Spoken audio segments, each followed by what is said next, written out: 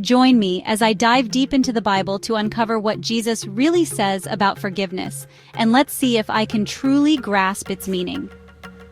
Forgiveness is a crucial aspect of Christian teachings, and it's something that Jesus talked about extensively throughout his ministry.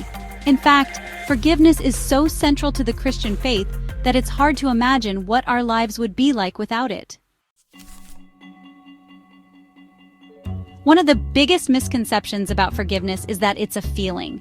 We think that if we don't feel like forgiving someone, then we don't have to. But the truth is, forgiveness is a decision, not an emotion. It's a choice we make to release someone from the debt they owe us, even if we don't feel like it. Another misconception is that forgiveness means forgetting what happened. But that's not what the Bible teaches. Forgiveness means releasing the hold that the offense has on us, not erasing it from our memory. Forgiveness can be really hard, especially when the wounds are deep. It's natural to feel angry, hurt, or betrayed when someone has wronged us. But Jesus teaches us that forgiveness is not just a nice idea, it's a necessity. In Matthew chapter 6, verses 14 to 15, Jesus says, "For if you forgive other people when they sin against you, your heavenly Father will also forgive you.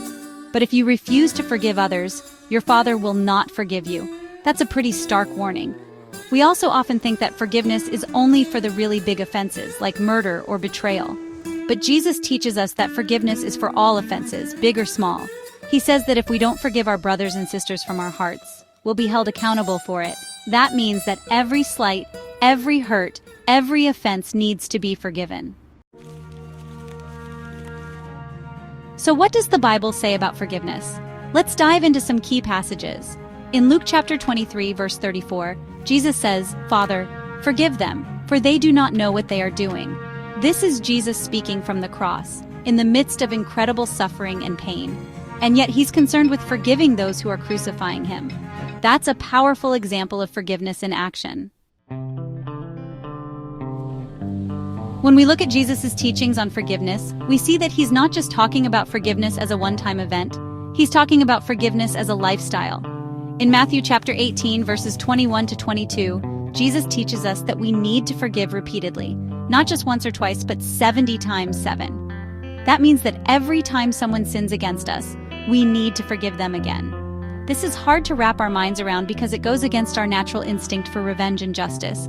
But Jesus is saying that forgiveness is not just about the other person, it's about us. When we forgive, we're not doing it for the other person's sake.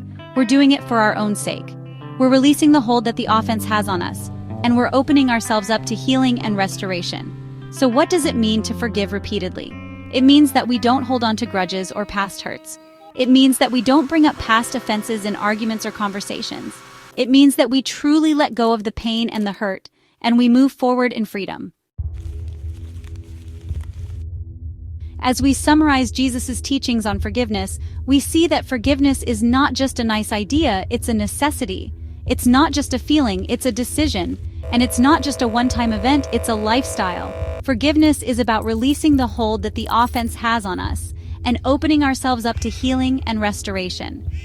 Thanks for joining me on this journey into the Bible to uncover what Jesus really says about forgiveness. I'd love to hear from you. What are your thoughts on forgiveness? How has forgiveness impacted your life? Let me know in the comments below. And if you want to dive deeper into this topic, be sure to check out my other video on the power of forgiveness in our lives.